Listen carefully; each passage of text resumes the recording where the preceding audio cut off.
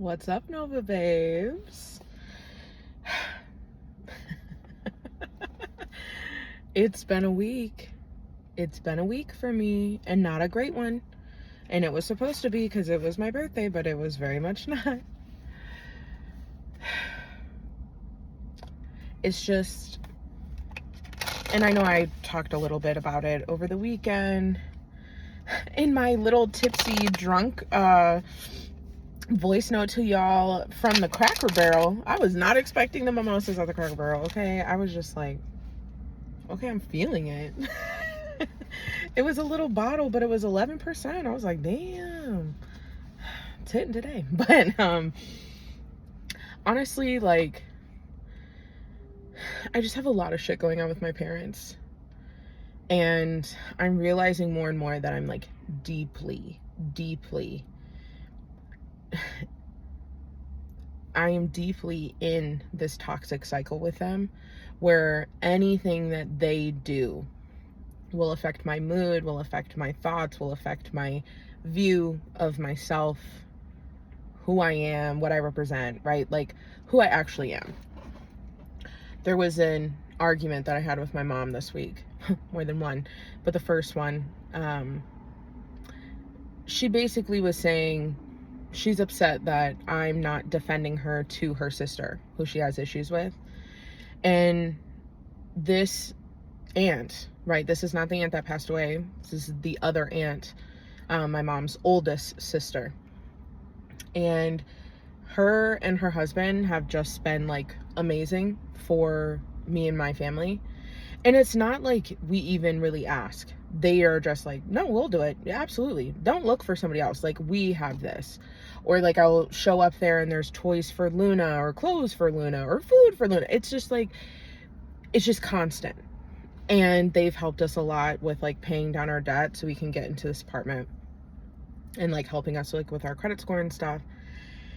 And my parents, on the other hand, have been getting $500 from us for almost 2 years come March. They literally have well over like $8,000 that they've gotten from us from this time. And they're still very much upset with us, like me and my husband, because if you don't know, when we moved in, my dad and Donald got into like a really big fight, like in each other's faces, like almost throwing fucking hands. And at first my dad wasn't letting him in, like the first few weeks, like he wasn't allowed to be there, which is fair enough. But now he still can't get over this shit, and it's well over a year. And it's just like everything that Donald does, he hates it. If he doesn't take out the trash on time, if he doesn't mow the lawn on time, if he doesn't move the car correctly, like anything that's very simple, he blows it up. But because of his narcissistic traits, he then explodes at my mom. So then it trickles down to me. And I'm having this conversation with my mom about my aunt, her sister, and she basically was just like, well, maybe it would be best if you lived there instead of here. Which, mind you, she's taking care of my 80-something grandmother, who is her mom, and she has dementia, and she's struggling a lot right now. Adding a baby full-time over there would not make that better, but because you're butthurt over the lawn or trash or whatever it is, right? It always turns into me. And really, they're just like children. They're just like dealing with like a temper tantrum with a child.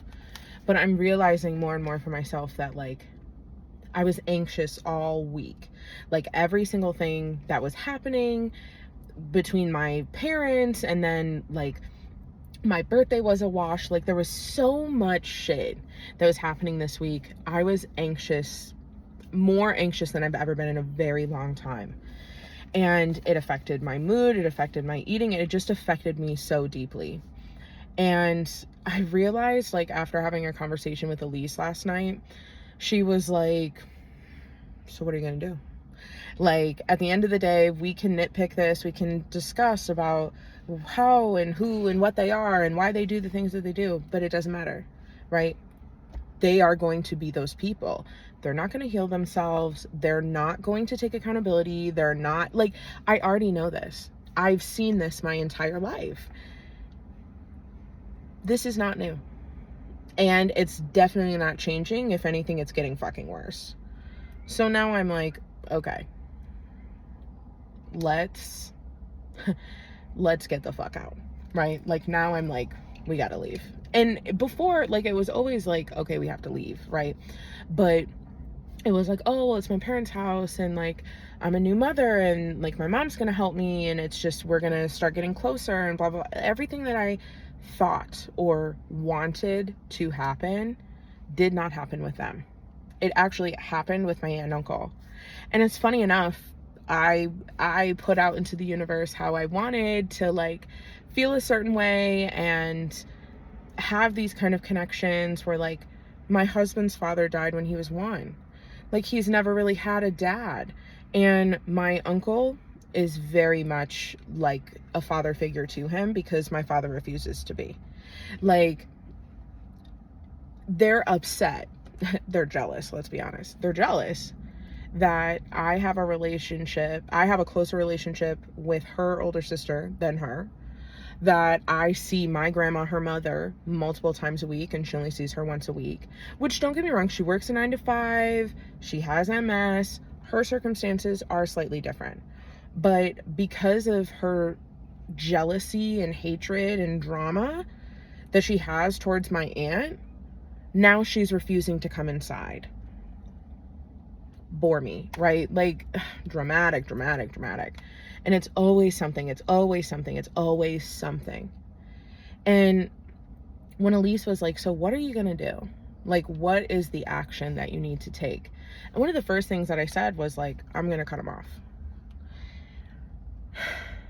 It's an inevitable that I know is most likely going to happen. And I really don't want it to happen, but I know that it will be best for me and my family for the future. That's to say, once we move out, I may change my mind. They may switch it up. But let's be real. Will they? Probably not. So I can hope for it all I want, but the reality is it's most definitely not going to happen. Unless a miracle, which, hey, I've seen miracles, so maybe. But truthfully, where I'm at with it, I know that that's not the case. So my aunt and uncle gave us some more money to pay some stuff down. And out here, like, one of the reasons why we were getting denied was, like, our credit score and the money. But the credit score, they, like, the leasing places out here, it's more than just your credit score.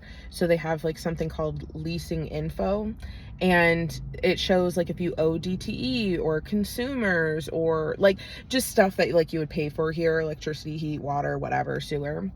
And we have lived a couple of places, but I never really looked back at it because I was like, oh, like, I paid my last bill, we moved out, it is what it is. And then some of it I knew I didn't pay, like, from the house that we got evicted from, I knew we had a bill, but they never, like, put it on our credit or anything, but it shows up on the leasing side. So basically, the lady that I was talking to at this apartment that we're going to apply to, she was like, if you pay that and then apply for here, she was like, we can probably most definitely get you approved. She was like, your deposit would probably be bigger though. And I'm like, at this point, I don't give a goddamn, like, whatever. Confirmation, or excuse me, I'm not sure. But that's definitely how I'm feeling right now, is like, all right, I gotta get out. Like, I have to put the actions. And I've been holding off on paying this all week because I was so anxious and I was so in my head and I was, like, so paranoid. And it literally was holding me back from doing what I needed to do for myself, for my family. And that's when it really hit me last night, where I was like, fuck this. Fuck it.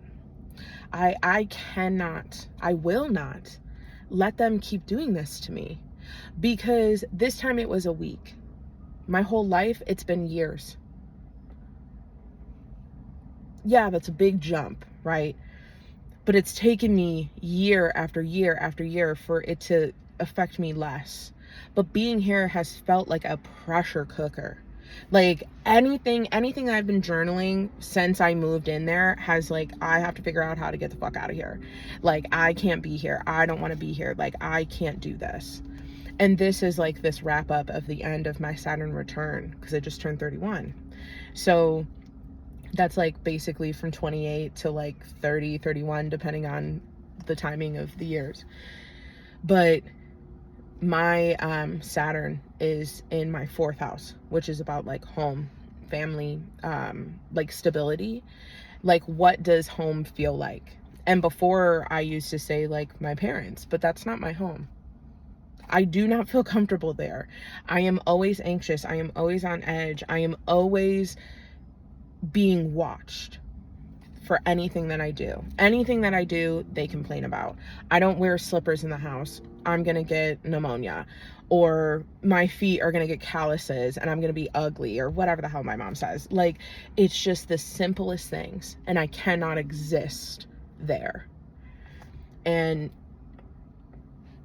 this Saturn return has been really ramping it up. Like, your home is your husband. Your home is your daughter. Your home are people that love you unconditionally. And that's it. That's what I know to be home. Because I feel at home when I call Elise. I literally told her that last night. I was like, dude, I don't know what I'm gonna do without you when you go to Thailand. Like, we're gonna be on completely different schedules, but I will be taking those 6 a.m. calls if necessary, because Elise does feel like home for me. Shelby feels like home for me when I go into her apartment, or we're going for a drive or whatever. Like, she feels like home. Donald feels like home. I have you guys that make me feel like home. When I show up in here, when I'm doing this, like, this is a video diary basically, and also a message on top of it, right? Because I know that my purpose, why I go through what I go through, is because I am transforming in real time. And I know that I am meant to help people along this journey, because yeah, this shit is fucking hard. And it doesn't matter what you're dealing with, right? It doesn't even have to be what I'm dealing with. It can be completely different, but it feels hard, right? But we all have similar layers. It might not be the same trauma. It might not be the same exact problem or issue, but we understand each other. We know what it feels like for guilt. We know what it feels like for shame. We know what it feels like to not be loved unconditionally. And that's why we're looking and making these spaces and places, so that not only do we feel like home, but we feel safe and we feel seen. And I realize, like, that is what I want. That is what I'm already doing. Even when they still do their bullshit, I'm still doing it. I'm still showing up. I'm still being in the group. I'm still running the group. I'm still promoting the group. And I feel like this rant, if you will, has come out because, and I'm just now shuffling, so I don't even know what the cards are going to say. But I know that you're feeling this too. This full moon that's happening tomorrow on the 6th. This full moon is just, it's releasing a lot of shit within us. There's a lot of depth. There's a lot of emotion. There's a lot of stuff going on. And though it might not be the exact same thing that all of us are releasing, just know that I feel the weight. Just know that I feel you're heavy. Just know that I get it. And I get it on so many different levels, because I see it. I hear it. I know it. Oh my God. Guys, 4 of Wands. Literally, look at the first fucking word. Community. My community, my home, celebration, reunions, parties, gatherings, stability, belonging. All of this is not for nothing. All of this bullshit, all of this trauma, all of this pain, all of this hurt is not for nothing. You and I are coming out on the other side, because we already have community, and we're building our home. Our home within ourselves, our home within this network, within this space, within this place. This is home. And all of this shit, like, we forget about it when we're in the shit, right? When you're in the thick of it, you're like, oh my God, this is horrible, I'll never get out of it. But then, like, looking back, I would beg for this kind of shit. Like, being able to be so honest, be so vulnerable, be so seen, be so heard.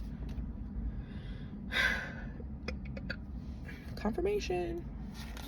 It is. It's just, and this is really turning into more of a channeled message than a reading, I can already tell, because I feel spirit like, tell them, show them, because y'all know I'm a certified yapper, but this shit has been, it has felt like I have been in torture my entire life, and now being back in the den of the devils, if you will, it's like, God.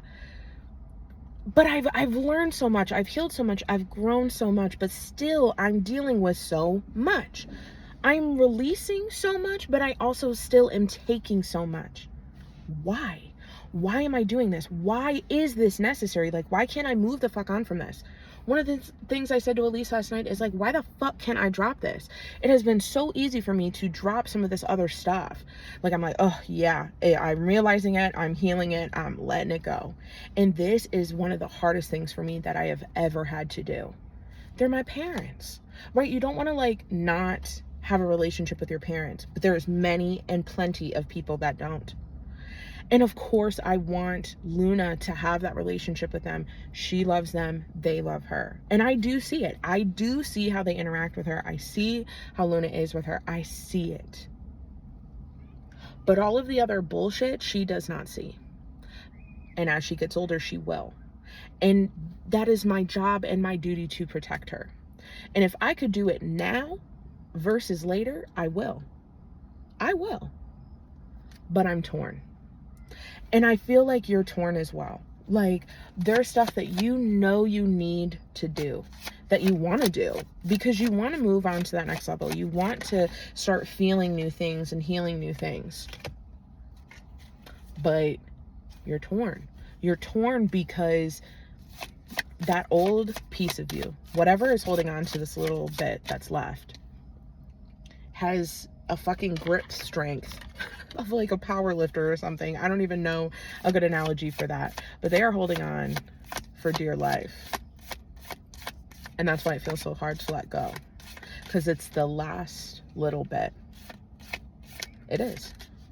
And maybe you have a little bit more, hell, maybe you have a little bit less. But I know for me, this is one of like, if it's like a pie, it's like one of the littlest slivers that are left, but it's super glued on to that bitch. It's hard. The shit is hard to let go and to move through. But I know it's necessary for me to get to this other side, because I know on the other side, it will be so much better. It will be so much different. But I cannot hold what is on the next side if I keep holding on to this. And I know that. I know that. And I know that moving forward is inevitable. And it goes on me on how long or how little that takes. And that's been fucking with me. But another confirmation, 10 of Pentacles. Legacy, roots, family, ancestry, inheritance, windfall, foundations, privilege, stability, tradition. Both of these cards say stability. It's stable within, so everything else can be stable. The stability within is the hardest part, right? That's why when they build the house, they build the foundation first, because a house is not a house without the foundation. And that is what you're building. If you're looking for home, if you're looking for stability, if you're looking for safety, it is within you. It is not showing up in the external. It never will. And I say that with such plain, because I've been trying for over 10 years. I was on that journey where I kept thinking that if I could just make it happen without the foundation, if I could just numb it and ignore it, I will have what I want. And it literally blew up in front of my face. Getting evicted was one of the hardest things for me, because that was one of the places when I first moved out when I was 19, I was like, will never get evicted, and I will never move back in with my parents. I made that promise to myself. I said, I don't care how hard I have to work, I will never move back in with them. I will live in a box, I will live in my car. Confirmation, because I really did say that shit, and I did say that to their faces. But I remember being pregnant, standing at my kitchen island in the house, weeping, because I knew I had to go back. I knew that there was no other place for me to go. I knew that us only being $400 off of being able to pay up whatever it was just blew up in her face. I knew it because that was a part of that ego death. And I'm sure you have a trigger where you're like, yeah, that was the start of my ego death, and now I see why. Because I know that for me to be able to do this, to expand on one-on-one coaching, which I will be doing, it's internal. It's within. It is the foundation. Because one of the self-doubts that I have is like, how can I teach them if I'm still learning myself? And Elise was a coach, so she was very, she's been telling me about coaching and all of that for years now, but she basically was like, girl, none of those coaches know what the fuck they're talking about. Like, not knowing what they're not talking about, that's not what I mean. Like, the self-doubt part, right? Like that part where you're like, oh, but how am I going to teach somebody if I'm still learning? She was like, that's literally a part of the process. That's literally the whole thing, is like, you might be a step or two ahead of somebody else and you're helping them get ahead. And she was like, but as you are growing with them, you start learning as well. So you both are going up together. And I'm like, yeah, hell yeah. Like that's the mindset that I have to have towards this, because I don't want to claim that I know it all. I'm a forever learner. I love to learn in my own way, but I just really feel this. I just really feel this deeply, that is the next flip for me, is teaching others, helping them with their gifts, helping them transform, transition. Because I've been through it, baby. Still going through it. Let's do it together. Interesting. 9 of Cups in reverse. This is about emptiness. Lack of fulfillment, disappointment, underachieving, arrogance, snobbiness. This really feels like disappointment and lack of fulfillment and unhappiness. Like, you're unhappy. Like, you're not as happy as you could be, right? There's definitely places and spaces in your life where you're like, I am not happy. I'm not happy about this. I'm not happy about my living situation. And it does disappoint me. My relationship with my parents does disappoint me, because I'm like, damn, y'all can't see what I'm doing. Like, y'all can't support me. Like, what the fuck? But not only that, the lack of fulfillment. The lack of fulfillment is like such a deep wound. That's what it feels like. It feels so deep, and it doesn't even feel deep within me. Like, I feel like you're feeling this too. Like, you're not 100% whole, and you are like, so like, oh my God, I want to do whatever I can do to be whole. Like, I don't even care at this point. Like, I will do whatever I need to do to be whole, because if I can do that, then I'll finally feel happy. Then I'll finally have what I want. Because you're not looking for like the material shit. Like, yeah, that'd be great, right? Like, it would be great to have it, but it's also like, I just want to feel it. I want to feel safe. I want to feel like a home. And this is your home. This is your stability, is the internal.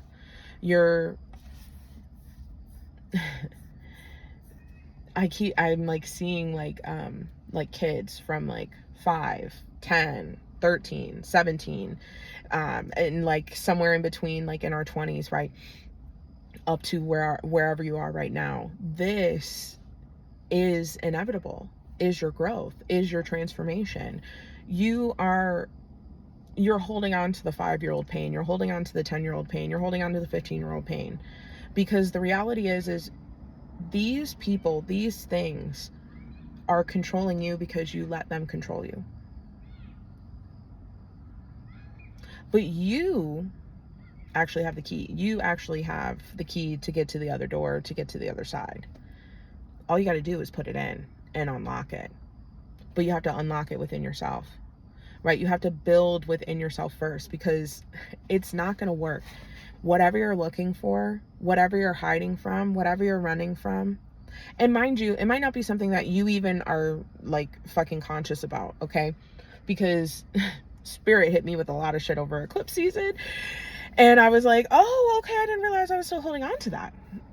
Thought I healed that already. Circled back around, no problem. And that's okay, right? Like, it's not a race.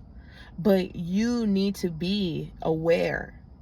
What's popping up in your life right now? What's something that's constant for you? What's something that you feel like Spirit is saying to you? If you actually sit and listen. If you're really listening, what is the universe saying? Are they saying that you're right on track? Are they saying that you're doing good? Are they saying... They're probably not saying that all the time, right? There is something that probably has repeatedly coming up for months now. No matter what the lunation is, in some way, shape, or form, it's coming up. And truthfully, my parents have been a constant this entire time. I know that. Confirmation to what I just said about like paying attention to the lunations. Because like if you are actively journaling, you should be able to look back and see what the constant thing is. What's the constant theme? Is it about love? Is it about self-love? Is it about respect, boundaries, taking care of yourself, healing parts of yourself? What is it that keeps coming back up? Because some of y'all are like, oh, but I think it's this and I'll heal this first. No. Whatever Spirit is giving you, handle it. It could be the worst thing. It could be the deepest thing that you don't even want to fucking deal with. Hate to break it to you. You cannot have the life you're looking for until you heal it and deal with it. And I'm like reiterating that to myself, okay? Because I do want to move out. I do want to be stable. I do not want to have to worry about money. I want my business to be stable enough to provide for me and my family and so on and so forth, right? Like there are many things that I am looking for. But I know that if I keep giving a fuck about what my parents think about me and let them judge me and run my life and me constantly be in the fucking middle and be the problem and all of that bullshit and not actually let that shit go and keep being delusional as fuck, thinking that, oh, if I try just a little bit harder, if I do it something a little bit differently, if I do this, then they'll finally see me, then they'll finally hear me. I have been at the bottom, the depths of fucking hell. I lost everything. And they still couldn't see me. Through it all, they still see me through their lens. And I've been looking at myself through their lens for far too long. The fact that I started my 31st year anxious and paranoid as fuck pisses me off. Because this is the era for me. This last 30 was me transforming, healing it. 31, integration. And whatever era you're in right now, this has to be integration. You need to heal it, feel it, right? We've been talking about that for months, guys. But this is the switch that flips, right? This is when the light bulb comes on. This is where everything changes. And you gotta be real with yourself. You gotta be real of like, okay, I'm gonna handle this. I'm gonna do this.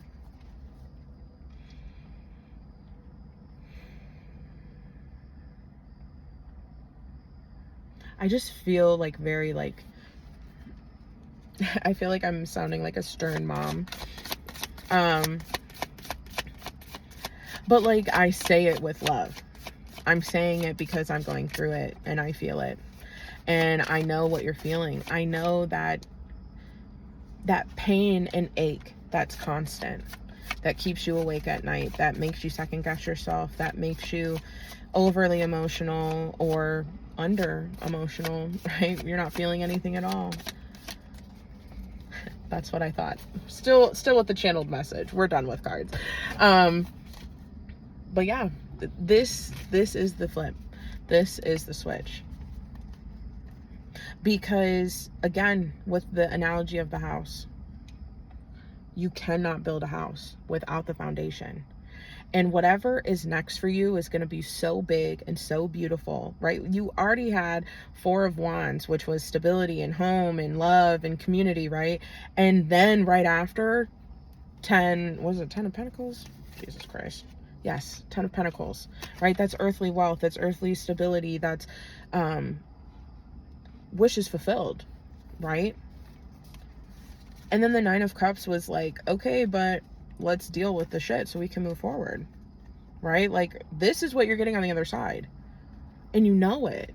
That's the part that fucks you up the most. Is like, you know that it'll be different, but it's hard because it's comfortable. You've already dealt with this kind of stuff already, right? You're used to the roller coaster. You're used to the bullshit. You're used to the chaos. You're used to the tornado. You know what you're not used to? Stability, home, structure, deep breaths. Not constantly anxious, not constantly overthinking, over guessing, over whatever, right? No self-confidence, no trust within yourself.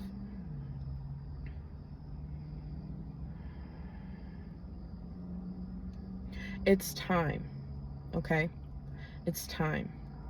It's time for you to face it. Because as much as it feels like it's gonna hurt, because I'm gonna be real, this shit hurts me.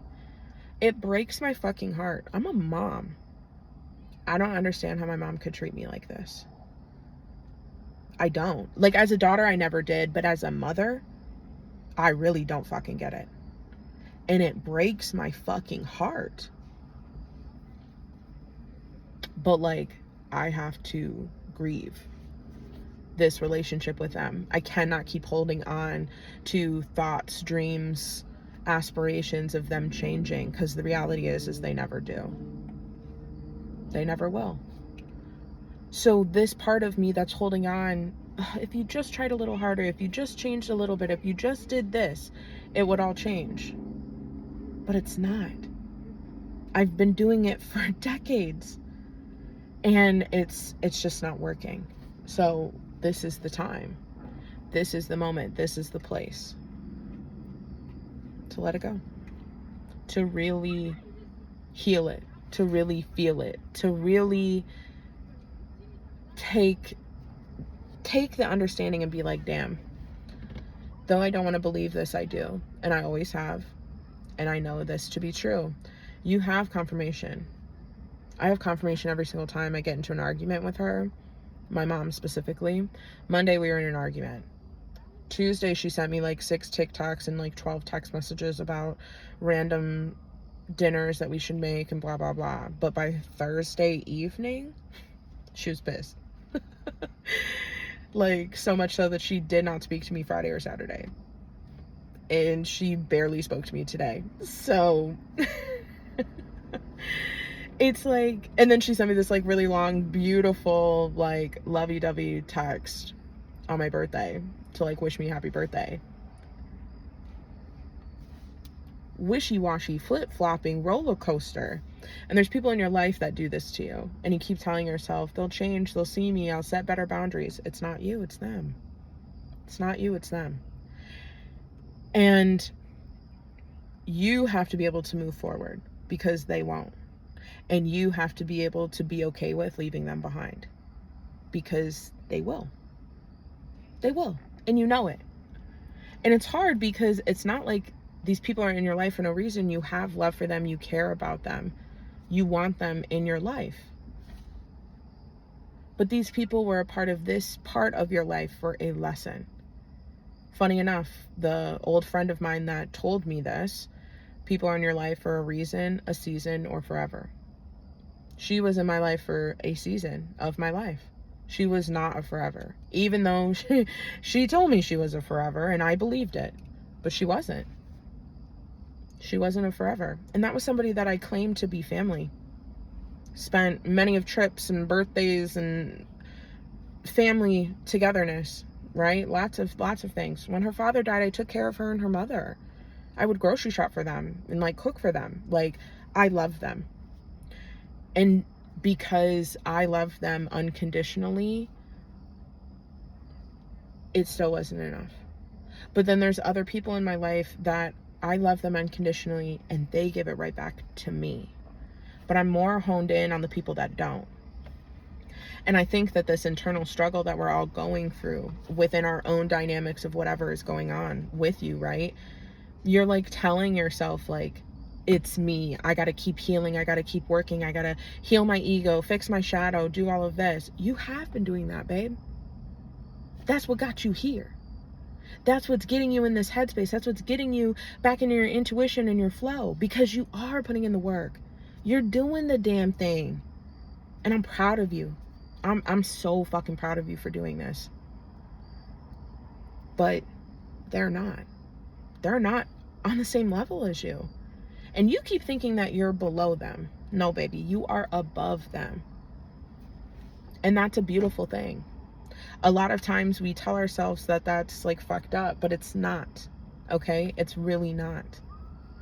It's real. And it's not a bad thing that you're ahead.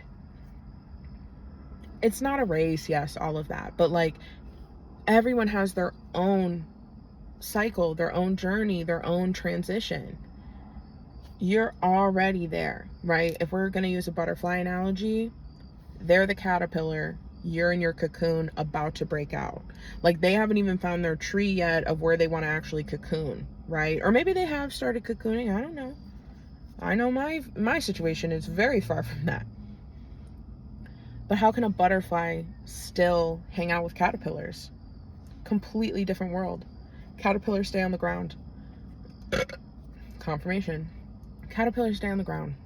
They can only see a certain perspective from the eye level that they are at. But a butterfly can fly and can go anywhere that it wants to go, as long as it believes that it can get there. And the perspective is completely different when you have wings, when you're truly free. And that is what Spirit's really pushing for you right now, is to understand that you will not get what you want until you become truly free. But you have to leave behind those who are not there yet. And maybe they might circle back around. Maybe that might be something that changes. But it's better for you to know that moving on is a much better transition for you. A lot less hurt.